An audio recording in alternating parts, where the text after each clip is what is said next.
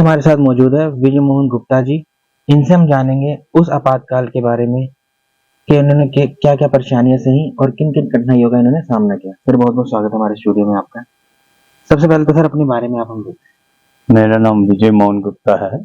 मैं लाजपत नगर रहता हूँ और ये सन 75 में जब इमरजेंसी लगी, इंदिरा गांधी ने सबको जेल में डालना शुरू कर दिया। जितने बड़े बड़े लीडर थे सब जेल में जा रहे थे, किसी को घरों से पकड़ रहे थे, कोई कहाँ पे भी होते थे उनको पकड़ लेते थे। उनको कोई वजह नहीं बताई जाती थी किस लिए पकड़ रहे हैं, क्यों पकड़ रहे हैं। तो हम उस वक्त छोटी उम्र के थे और नए नए ग्रेजुएशन करके अपना छोटा मोटा काम शुरू किया था। तो हमारे पास हमारे जितने भी आरएसएस के बड़े लोग थे, का आप लोगों को कुछ सेक्रीफाइस करना पड़ेगा, क्योंकि हम लोग बहुत देर से देख रहे हैं कि ये पकड़म पकड़ाई रोज हो रही है। तो हर आदमी थोड़ा बहुत सेक्रीफाइस कर रहा है, तो आपको भी करना पड़ा। हमने कहा कोई बात नहीं, हम भी कोई ऐसी बात होगी तो हमें कोई प्रॉब्लम नहीं है। तो ऐसे एक दिन संडे का दिन था, हम लोग वॉलीबॉल खेल रहे थे, तो वहां से आए हमारे सुरेश पाल जी थे, श्रीनिवास जी थे और आरएसएस के बंदे थे। तो मैंने कहा आओ विजय जी, आपसे कुछ बात करनी है। मैंने कहा क्या बात करनी है? ऐसे ऐसे कल सुबह आप तैयार हो जाओ, लाला हंसराज गुप्ता दिल्ली के मेयर हैं, उनके आपको बॉडीगार्ड बन के पार्लियामेंट स्ट्रीट से मुजाहरा करना। हमने कहा कोई बात नहीं, हम चलेंगे। और इतना कहने के बाद आप सुबह 8 बजे तैयार होके आ जाओ, यहाँ पे सुरेश जी आपको मिलेंगे, आप उनके साथ चले जाना।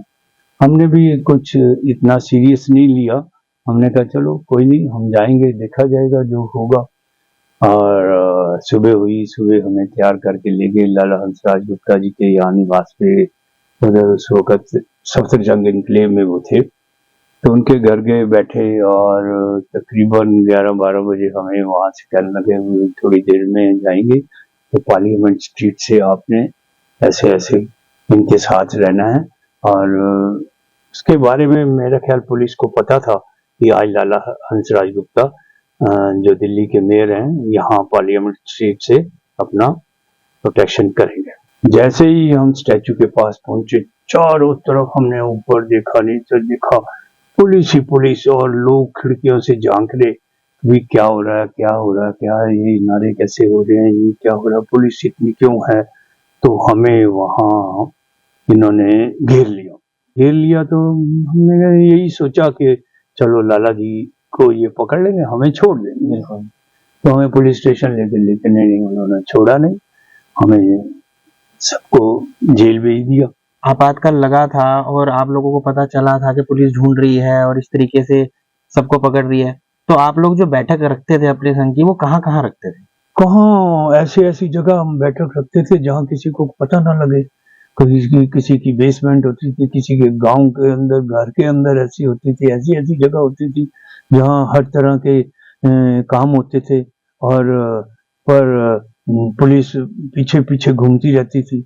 कई हमारे दोस्त यार इधर उधर जो काम करते थे, कभी पकड़े जाते थे, उन्हें पुलिस पकड़ के ले जाती, छोड़ती नहीं थी।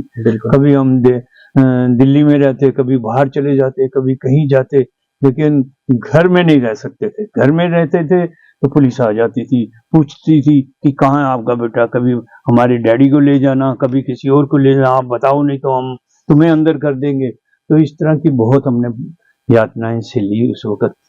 तो जब आप जेल में गए थे, तो जेल में जाने के बाद जेल का माहौल जो था वो आप लोगों के लिए कैसा था?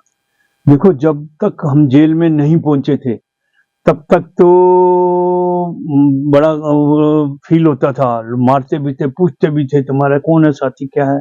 लेकिन जिस वक्त हम जेल के अंदर चले गए, वहां हमारे साथी थे, वो हमें प्रोटेक्ट कर लेते थे, तो इतना वो नहीं था।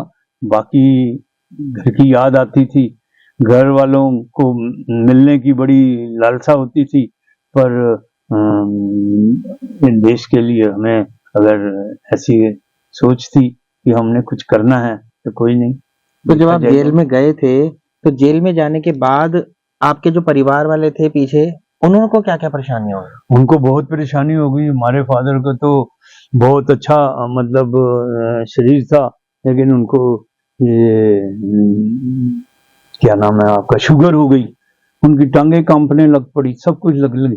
कहने लगे मैंने इतनी कसरत करने वाला, सब कुछ करने वाला, तेरी जेल में जाने के बाद मेरे को ये प्रॉब्लम हो गई। लेकिन क्या किया जा सकता था, क्योंकि हम लोगों के खून में ये था कि हमें कुछ करना है। तो बाकी घर वालों को बहुत परेशानी हुई, बहुत परेशानी हुई। काम काज कमाई इतनी थी नहीं, नौकरी पेशा होने की वजह से बहुत तरह की यातनाएं हमने सही, वो तो दिन भूल नहीं सकते हम। तो उस समय की अगर हम बात करें तो आज के समय के हिसाब से अगर देखें तो उस समय के कार्यकर्ताओं में और आज के कार्यकर्ताओं में क्या अंतर दिखता है आपको? देखो उस वक्त बहुत यंग जनरेशन में बहुत शक्ति थी, बहुत काम करने की, देश के लिए काम करने की शक्ति। आजकल हर एक को अपने कमाई की होती है, पढ़ने की होती है, ये होती है, क्योंकि घर बार इतना महंगाई का जमाना है, तो वो बच्चों में जोश नहीं है जो पहले हमारे में होता था। ये फर्क है।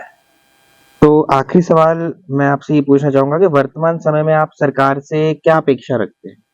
देखो जी, हम क्या अपेक्षा रखें, हमें कभी कोई वैसे चांस नहीं मिला कि हमें कोई सरकार ने हेल्प की हो। अब एज इतनी हो गई है कि हम चाहते हैं कि अगर सरकार हमारे लिए कुछ करती है तो एटलीस्ट जितने दिन हमने जीना है उसके लिए हमें मेडिक्लेम या कोई और सुविधा ऐसी दे जिससे कि हमारा जो आने वाला फ्यूचर है वो थोड़ा ब्राइट रहे और हम देश के लिए कुछ करना चाहें तो कर भी सकें। बहुत बहुत शुक्रिया सर आपका।